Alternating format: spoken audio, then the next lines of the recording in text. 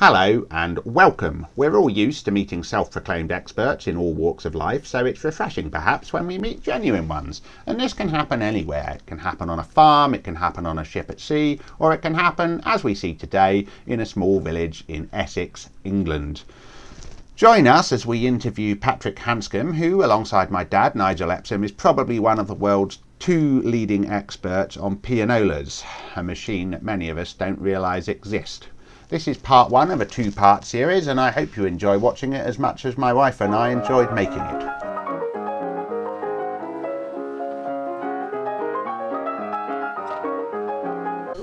Three. Here we go. Okay, hello everyone. We're very lucky today. We're here with our old family friend, Mr. Patrick Handscombe, and he's going to be telling us today a little bit about his life and also the work that he's done in conjunction with my dad about pianolas. And obviously a lot of people may not know what pianolas are, and we'll cover that in the video. But first off, Paddy, would you mind giving us a short introduction as to who you are and a very sort of quick basic précis of your life and some of the things you've done in it? I'm Patrick Handscombe. I was born at Hockley Hall in Essex, and my father was a farmer.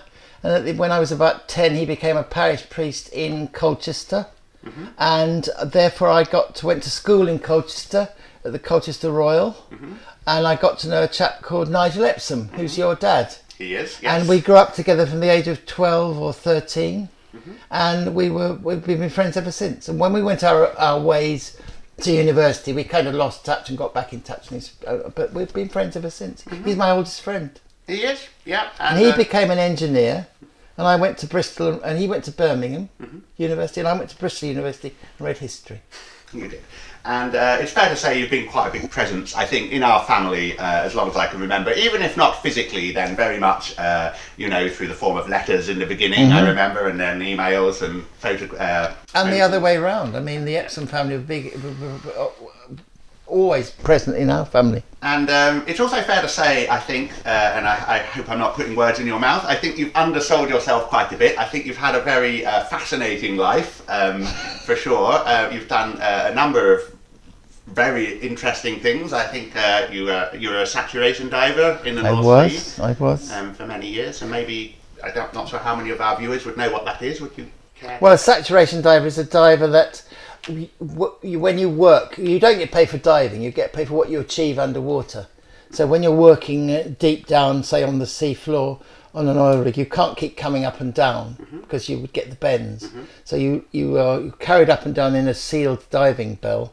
You're latched onto a system in the rig or a ship, and you stay at that pressure for 28 days. 28 days under extremely high pressure. And then they bring you out. It takes about 3 days to bring you out, and then you go home and have a rest, and then you come back a month later and do the same thing again. And how did you find yourself passing the time during those? Oh, you get now they've got videos in the system. We used to have videos through the viewports, and lots of music.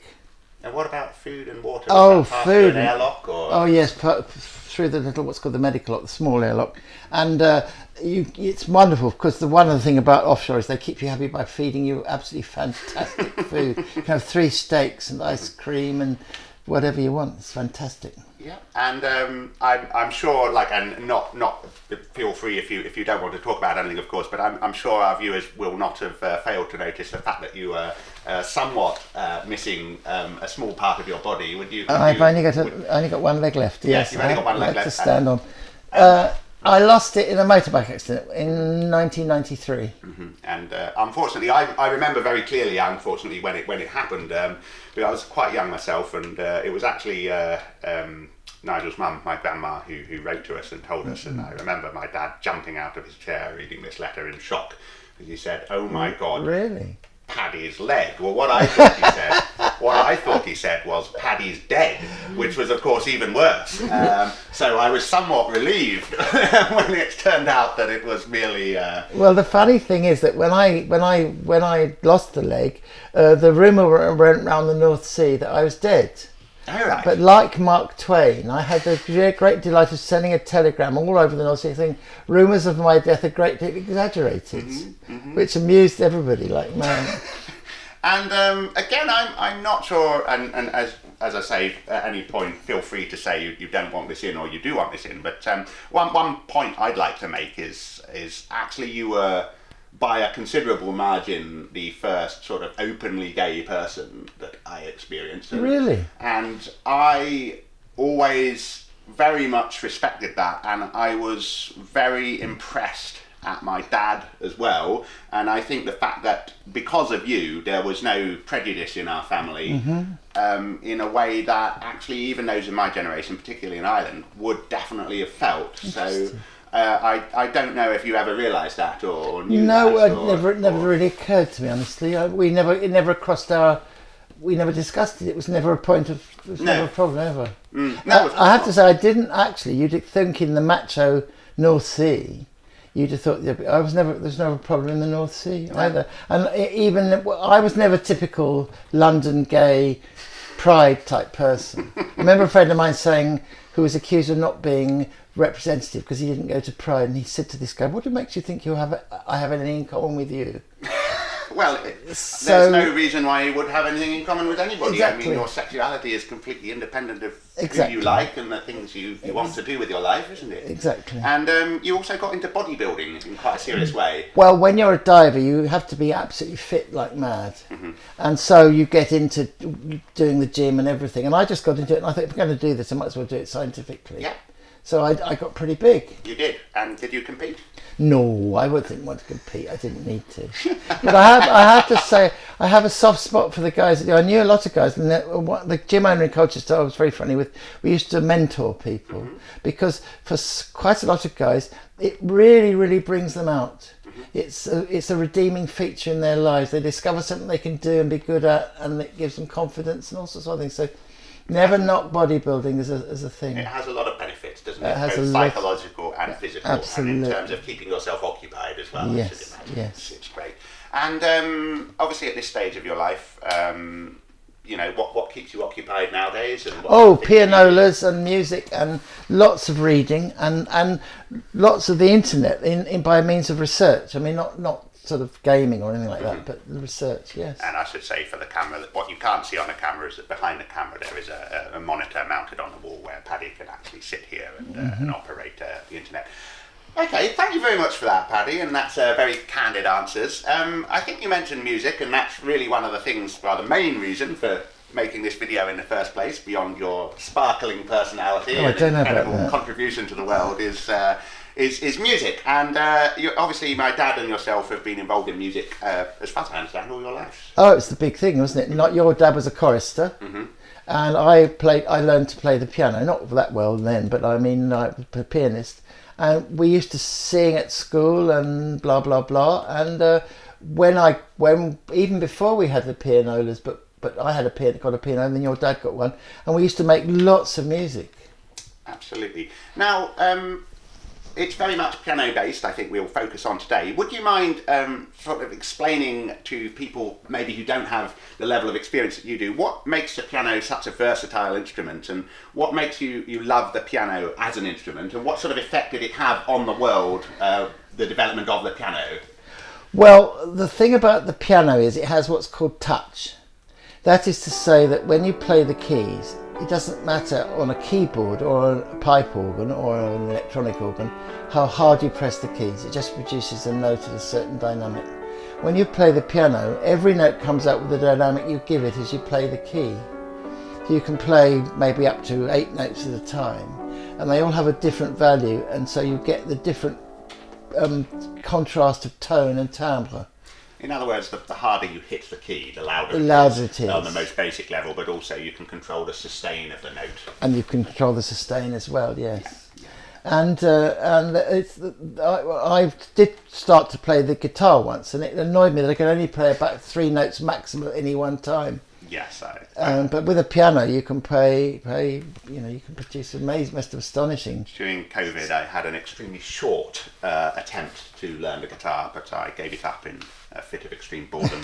I think I spent about a week, and after a week, I could make maybe 2 chords, and I ended up. And of course, there is a huge piano literature. There's piano compositors going back to the end of the 17th century.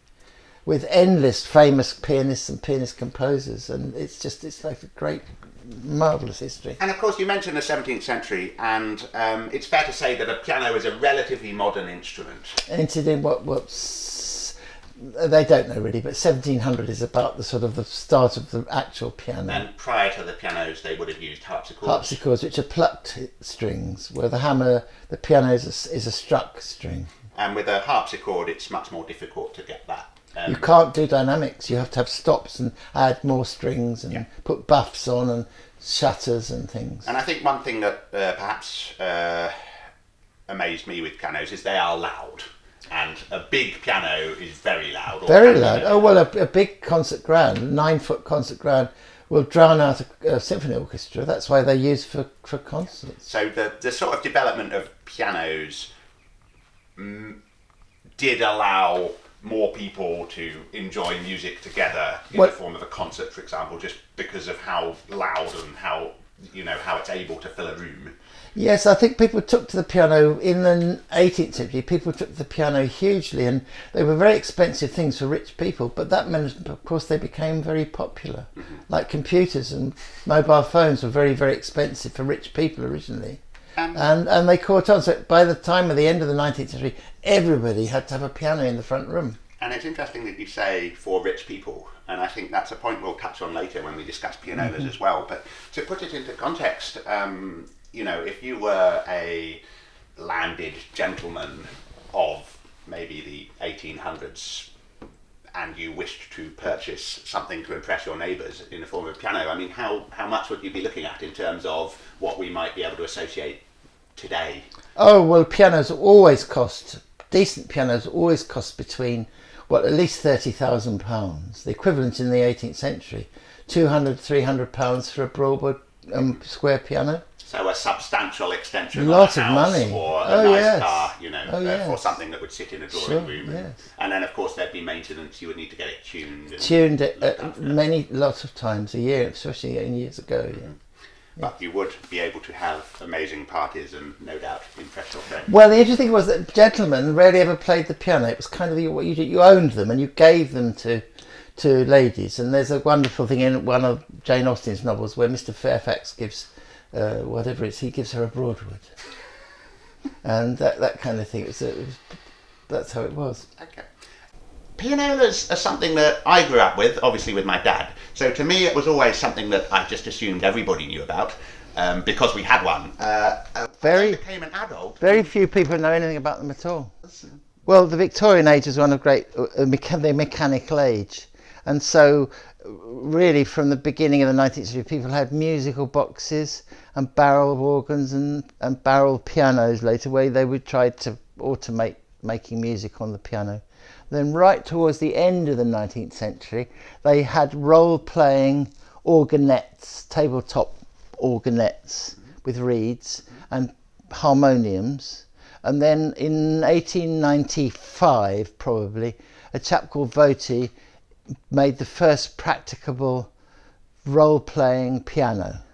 But it wasn't a piano, it was a box you put up to the piano and it played the keys. So it was a separate machine.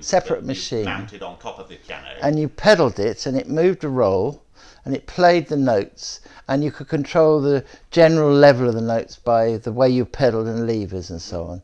And it caught on. Obviously a pianola, as we'll touch on, is quite expensive. It's quite a complicated machine. And what was the driver? Was it just a novelty factor, or was it that people weren't able to play that much? Or? Well, you could put different rolls in and they could last minutes rather than only one turn of a barrel. And so you could have quite long pieces of music and songs, and you could sit there and pedal away and people could sing and dance. And would it be, I suppose you wouldn't need as well trained a musician? Well, you didn't have to be trained at all, except that people quickly caught on and decided it was capable of being a musical instrument, so you could interpret a role how you wanted. And I think with a bit of luck, you'll be able to show us that later. And of course, the first one he called the Pianola with a capital P, and like Hoover for vacuum, it became the name for all piano players and player pianos. But it was the Pianola, and it was expensive. It was 50 guineas. In 1900. And that would have been roughly when these things were very popular, wouldn't it? Would have been about. Well, they got very popular, so popular that people wanted them, but people were fed up with having to move them backwards and forwards onto the piano. So very quickly, by 1906, the Aeolian company that owned the Pianola and the companies bought piano companies and altered the pianos to have the pianola inside, which is what people know nowadays. You go up to a piano and it has pedals and you pedal it. And as we'll see later, it's still a piano. Yeah. You can still play it manually. Yeah. In addition, it has a pianola mechanism which allows you to play it Yes. automatically. And they made, by 1909, they were making grand player pianos, which I've got the Steinway and so on, yes. And my dad has a upright. Beautiful Weber upright, very, very fine piano. And the principle of pianolas on paper is quite simple. I believe it's vacuum technology. So there's a main vacuum pump in the base of the unit usually, which draws a vacuum, and that will suck air through the reading head, The tracker bar. and the presence of holes or not holes on the tape breaks or allows that vacuum to continue, and that then collapses individual bellows which are linked to each. Each of the pipes from the tracker bar goes to a monostable flip-flop with a little pneumatic valve, and when the air goes down the tube, when the hole uncovers the port, it pops the valve up and applies the note bellows to the suction. Right. And when you close the hole, a little biasing port empties the tube, the valve goes down, it turns the note off. So does that mean that you can have the note sustained? Yes, you hold it as long as you like.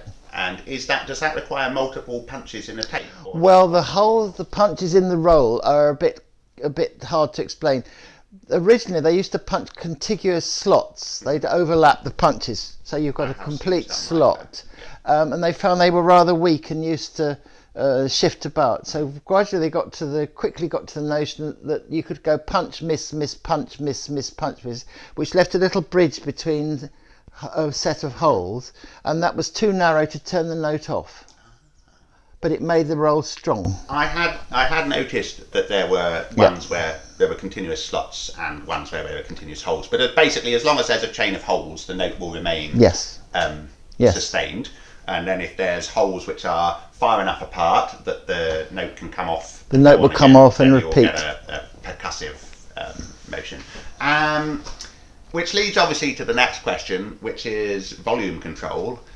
When you play the piano by hand, as you mentioned earlier, the harder you strike the key, the louder the note. Can that happen with a pianola? Yes, the early ones, it was fairly crude in that the harder you pedalled, the louder the thing played. It didn't alter the speed of the roll because they have a governor on the roll, so the roll only goes the speed you set on the tempo control. But the louder you pedal, the louder the notes. But they then divided the system into two, and they had bass and treble. And you could throttle one back with a lever, so you could have a quieter bass and a louder treble. So essentially groups of notes on one side of the piano would play louder or softer than groups of notes on the other, but you wouldn't be able to individually control notes as you would. In 1906, a chap called, I can't think of his name now. He was an organ man, and I don't know whether you know, but on organs you have what's called double touch. No. Some organs, especially at that time, have what's called double touch, where if you press the key down normally, that you get a pipe will sound. If you press it harder and further, another pipe will sound, which could be a louder pipe. But if you play it fast, you play all the keys normally, and you play some of the ones fast, you get the louder notes. You can bring out a tune. Well, he applied this to the pianola. So you have extra holes down the edges of the rolls. One of those holes coincides with a hole in the roll. It switches it to a higher suction, so you can make a tune sing out. And it's called the themodist because you can theme.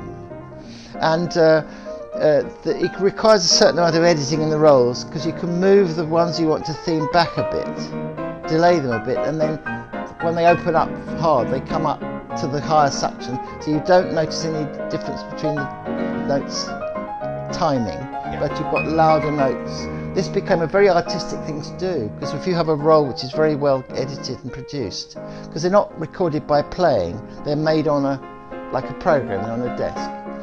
You could put a roll on and interpret it the way you wanted to interpret it, and I could do it the way I wanted it, but it became an artistic thing. The British were very fond of the Theodis pianola. So where did we get to, continuity person? So yeah, we were talking about the various ways that you can encode sort of volume and other artistic information into the roll. Well, you don't put any artistic information into an ordinary roll. Mm-hmm. It's just like the score. Mm-hmm. So you interpret it how you want to interpret it. Yeah. But of course, very early on, around 1904, 5, 6. Various companies decided they wanted to try and record pianists. Mm-hmm. And they worked out a way of recording the notes, mm-hmm. which isn't as straightforward as you might think, because when you trill and repeat, you've got to make sure that it picks the motion up rather than the position. Mm-hmm. And then they tried lots and lots of different ways to record the dynamics. They didn't have microphones at first and things like that. And the time period of the reproducing piano really was only from the end of the First World War till 1929, so it was only 10 years. And after that, would it have been superseded by gramophones? Well, the radio. Radios, okay. So loudspeakers came out in 1926, mm-hmm. and it killed the pianola. So all this... Because you could have a radio in your sitting room and listen to music free, mm-hmm. over the air, mm-hmm. and you could have singing, dancing, speech, everything, whereas on the pianola, you only have the piano. So pianolas reached a very high state of development in a very short time. Yes. And then almost overnight became obsolete. Yes. For the uses of most people. But during the time they were from the first pianolas and pianola pianos from 1900 to 1913, mm-hmm. people got very keen on them artistically. And when the reproducing piano came out after the First World War, basically, in America they were particularly keen on them, but in Britain we like to keep them. So that you have this time is a pedal electric, so you can pedal rolls and you can also hear the reproducing rolls. Mm-hmm. And they were rich people's darlings. I mean, again, these would have been very expensive toys. Yeah. I'm assuming at the time. Yes. And there's a big variation in quality between, say, a cheap one and a more expensive Absolutely, one. yes. There were lots of ordinary cheap player pianos, but if you wanted a pianola, you could only have it in a Steinway, a Weber or a Steck, mm-hmm. and one or two other rarer makes. And they were expensive. They were twice the price of almost anything else. Wow, which is a lot of money.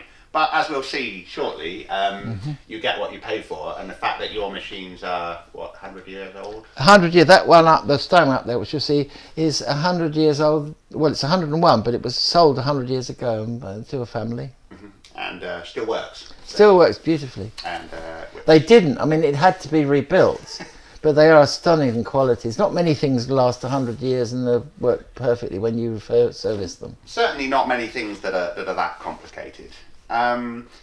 So obviously in the second part of this video I'll obviously go through this with my dad, and perhaps he can give us some more of the in-depth technical information which mm-hmm. which he spent a lot of time doing. But one thing that's been a sort of a feature in my life is the work my dad and you have done in terms of trying to reproduce the scrolls or rolls or paper tapes that actually contain the music that these things make. When pianolas were originally developed, rolls were presumably widely available and mass produced? Yes, millions. And they would not have been that expensive, I'm assuming. Oh, well, ordinary rolls cost you sixpence. Mm-hmm. Song rolls maybe 2 and 6. And this is when a working man earned 30 shillings a week. So 2 and 6 is an eighth of a pound, and he earned £1.5 a week. So it was still pretty expensive for the better quality rolls. But reproducing rolls cost £2 each. And as you said, with the demise of the pianola and the upturn of radios, that enormous industry that was making these player piano or pianola rolls essentially evaporated. It evaporated literally within a year or two. It had gone completely. And there would have been a lot of infrastructure needed to mass produce rolls. Well, one or two of the people, the perforating mechanics in the factory, took roll perforators and set themselves up in a small way, produced some rolls and things. But it wandered on and really into the 1960s. And then at the end of the 60s, your dad and I got pianolas. And rolls are very difficult to get. So we had the idea we'd like to make a perforator. So your dad designed a perforator, which I'm impressed to say, even after 50 years, is exactly... I said to him, would you have made any changes? He said, no, it's pretty much as it's properly designed. Engineering-wise, it's probably pretty good. I would add a caveat that it may still work after 50 years, but that's because as long as I've been alive, it never worked and was always in bits in the living room. Yes, but it lived in my father's study cupboard for 40 years. Before that. Before that. And then when your dad, when you went to Germany, he came over when your granny died, and I gave it all to him. They took the whole thing back and got it working, which is wonderful, because it was like resurrection. I remember it well, and actually we'll cover that in the next section when we go and see my dad. But essentially what happened in very quick summary is he built a pretty good machine, I would say, before I was born, probably 70s, something like that. 1970? Yeah, and that machine is very solid.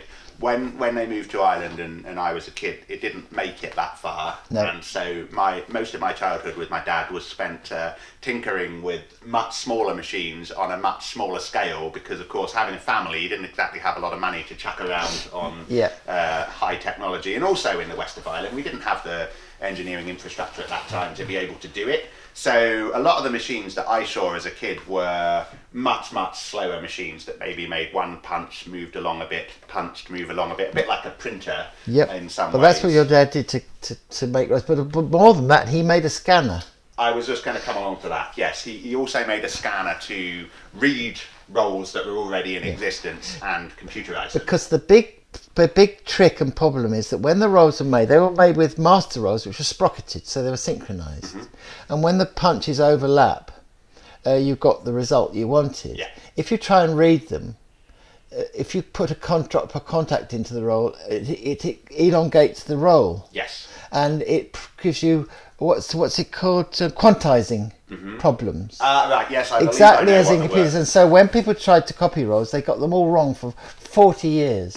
It was only when a friend of mine called Rex, whom your dad knows, and your dad, we cracked the problem of how to reconstruct the rolls. Yes. And your dad was probably the first person in Britain ever to do it. I think he probably was. He may have been the first person in the world to do it, in fact, and we'll cover that obviously when we speak to him, because he still has that equipment, and we'll well, it was the algorithm he worked out.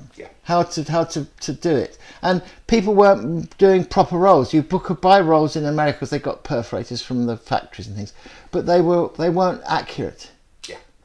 And he also developed computer editing software as well. And this was back in the early 90s when we were running on 286 machines with 640 kilobits. But we'll talk about it later, but more important than that, recently he's cracked the algorithm for turning MIDI rolls with dynamics, encoding them for the various reproducing systems, and that's really that's extraordinarily complicated. It's fair to say that that's been his retirement project. It has, because wonderful. Since the children have moved away, and his rolls have been performed at the festival hall and other things. I mean, they've been performed all over the world. Yes, they have. Yeah, it's turned into, although it has been a lifetime project, it has at least resulted in some results. And I would say that really, from my point of view, and I'll ask him when I see him, but from my point of view, I would see like our upbringing as children as a bit of a hiatus in the development of that whole thing, because you just didn't really have time or money or energy to focus on it. And we did do a little bit as sort of father and son bonding time when we would play with these machines and tinker with them. And I remember myself, I learned quite a lot of software principles as a 9 or 10-year-old actually, and I did all the graphics for his scanning software. I remember doing that when I was about 12, but it didn't come to a lot, just because things would move a little bit and then stop, and move a little bit and then stop. And actually in the last 10 years he's really the other side of it is, of course, there's no money to be made in it. No. People who try and make money the rolls, they sooner or later they get, and it's a lot of work making a roll and spooling it up and boxing it and sending it out and everything. Yeah, it's fair to say that this has been a lifetime of passion, hasn't it, for both of you? I think that's worth actually emphasising. This has not been a quest for money or glory or fame. It has simply been that two of you got very enthusiastic about something that wasn't very well known, and not wanting to be too morbid, may not be that well known when your time is gone, which I guess is... It'll probably have another renaissance, but there are very few people, young people, know anything about it now or are interested. Yeah, okay. And before we go and look at your wonderful machines, would you just like to, we'll probably edit some words in, and do some shots of them. Would you like to just tell us a little bit about them and what machines you have and how they came to be and where you got them and how much they cost and so forth? Well, they're worth 3-4 rival reproducing systems which use different codings, so they're incompatible. And the Pianola was the reproducing version of the Pianola was the Duo Art, and like the Piano, you could only have it in some of the top grades, like a Steinway. And your dad and I had various pianos when we were young. I had various pianos. And I acquired a Weber Duo Art Grand, and eventually I was left by a friend of mine who died a Steinway Duo Art Grand. And they made 136 for this country. Okay. They're quite rare, and they cost... and you have one of them? I have one, and they cost £1,000 to £1,300 in 1925, which is... Staggering sum of money. 13 terraced houses. 13? This house was a £100 terraced house, which I rebuilt. And it cost £1,300. So you could have bought the whole street. You could have bought it. You had to be really rich to have it. They made cheaper Duo Art uprights en masse, but a Steinway Duo Art Grand was 1,300 And quid. the Steinway, you inherited that? I inherited that, yes. I helped rebuild it with a friend, and when he died, he left it to me. And do you know how he came to... His father was a director of Macintosh's Toffee. And he and the Macintosh family, they lived in Norfolk, near Norwich, because they'd gone there for the milk and the sugar. And in the 30s. And one of the Macintoshes, Lord Macintosh, the last Lord he was given it for, I think, for a 21st birthday present in 1925. It's not bad, is it? And they had it in their house, and it didn't work. And John, whom I knew, his father was the director, we went and mended it for the Macintoshes. And then when Lord Macintosh died in flagrante delicto, his wife got rid of it and said to John, do you want the piano? Because I'm downsizing. So John had the piano, and then when he died in 1990, he left it to me. Brilliant. And have you had to do maps to it? Oh, I've rebuilt it twice. Twice? Yeah. In 35 years, I yeah. suppose. Yes. And how long did that take you? Well, 2 years ago I rebuilt the whole of the stack. The stack's the big note playing bit. That took me a couple of weeks to do that. Did that involve recovering all the Yes, yes. Yeah. And I put new hammers on the piano. That took me another week or two. And I've rebuilt most of the other bits, the pump and things. Where did you learn to restore pianos for that? You didn't. Your dad and I learned by doing, and there were virtually people who couldn't tell you, and we had to find things like rubber cloth, and we learned how to do it, and we learned how to do it better than the original, which was very exciting, because I started using materials, and all the pundits said, "Oh, you can't do that; it's not original," but they never got their pianolas to play properly. And when you hear that, you can make them play beautifully. If it's wonderful. And I think on that note, not necessarily a pun, we will move over and make some music. But just before we close the video out, I'd just like to say thank you very much for your time, Paddy. It's been an incredible privilege to have you on the channel and to talk about your life experiences, and hopefully people will find it as interesting and exciting as I do. And in the next part, we'll try and talk to my dad and get his side of it, and that'll form the conclusion to the series.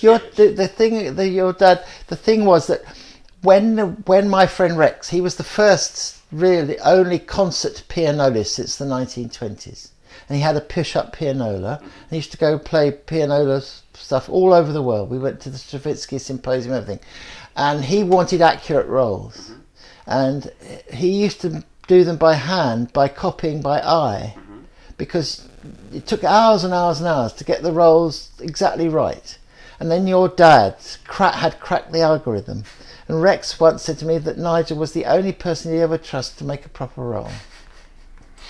Yeah. And one more thing. For people who might want to learn more about player pianos and pianolas and that sort of technology, is there anywhere they could go that you could recommend? Yes, there's a thing which I'm the vice president of, believe it or not, called the Player Piano Group, which you can find online. And they're active all over the UK, I'm assuming. Well, it's or not... Are they international? Oh, well, sort of. There are various international clubs and we're affiliated, but there are about 150 members in the UK, and they've got players, but a lot of young people haven't got the room. Exactly. But there's also the famous Piano Museum, which was started like the Player Piano Group was by a chap called Frank Holland. And where's that? It's in Brentford in London, but it has some various problems, but it's worth visiting. And we also visited the Industrial Museum in Prague recently, which has an entire section on pianos, and there is at least one pianola in there. I can't remember what type it was. They didn't seem to know anything about it when I was there, and I got the impression I was the first person who had seen who knew what it was. Yeah, a lot of museums in various places, like in Amsterdam and Utrecht, have got player pianos, and they don't really know how to make them work and what they don't really understand them. No, it's a shame, but if the museum in Prague is watching this, then they know where to find. Well, there's a lot of people in the player piano group now. We've got 2 or 3 people with perforators, and we've got people who know how to rebuild them and all sorts of things properly. But of course, they're aging. Yeah. They're going in their 50s and 60s now, the youngest.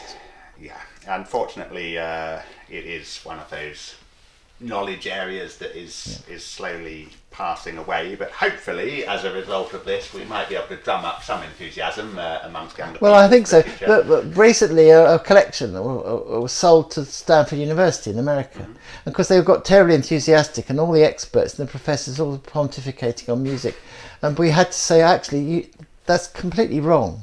You don't quite understand that. You don't, and they weren't very happy about it, because they thought being professors and they ought to be everything, but it wasn't really. We lower classes over here, we should know our place really. It's really funny. And I think actually, and I know I was saying I was going to close, but I think one of the things that I noted actually during this whole process is one of the great things to me about humanity in general has always been that there are people in every walk of life, in anywhere in the world. You can find people who've done remarkable things and who know a remarkable amount of knowledge and skill about quite niche aspects. And you may well find, as I believe we have here, a genuine worldwide expert in a small village in Essex in England who probably does know more than many professors and people who have dedicated their lives in some way to aspects of art history. But I find that quite refreshing. And so you must never judge a book by their covers, because you might be talking to somebody who actually has got a lifetime of knowledge. Well, your dad was very good on the technical side, and I was very good on the historic side. So I did a lot of research, and with his friend Rex, I think between us, Rex and I know more about the whole industry and the history and the pianolas and the systems than anybody else anywhere, even the museums anywhere. I would not be surprised, to be honest, and I think that's something you can all. And it's not something I set out to do, and it's happened over 50 years, you see. And to emphasise, it wasn't something you did for money or fame or glory or anything like that. It was just something you had a genuine interest in. They are genuinely fascinating things, as you'll see when we play them. There's an awful lot to them. There is. All right. Well, thank you very much for your time, Paddy. Pleasure. Really appreciate it. And as to our viewers, if you want further information, you can see the links at the bottom of the video. Thank you very much. You can stop there. Okay. They're pretty good machines, aren't they? These? Yeah. I mean, like... This one gives up every night. I'm going to have to kick it. Is that because you're too fat, Paddy? It's got a bad contact in the key under here. And what I'll do is I'll go over here.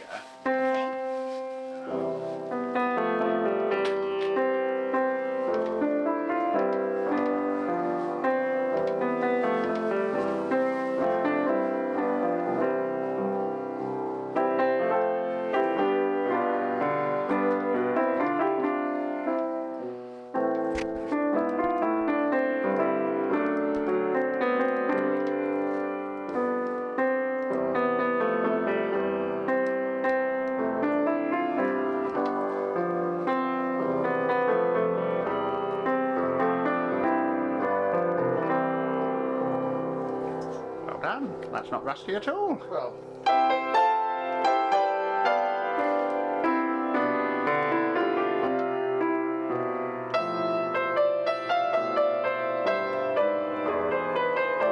like I'm rusty. Anyway, so Yeah. yeah. Right, okay, so what are we going to get, Pat? So this is a duo roll, which means it's a reproducing roll, so I don't have to pedal. I just turn the electric pump on, and it has all the note holes in the roll, and then down each side it has the accompaniment dynamics, and on the right hand side is the theme dynamics, and it has the sustaining pedal and the soft pedal. So as it plays, you should hear it play. I mean, I can. What do you want me to do? Both? Like Shall we just play it for now and just give it a full automatic run through? so And this is Guilherme Novaes, who was a famous Brazilian pianist of the 1920s, playing a couple of etudes by Chopin, the Butterfly Etude and then the Black Notes Etude. Okay, good.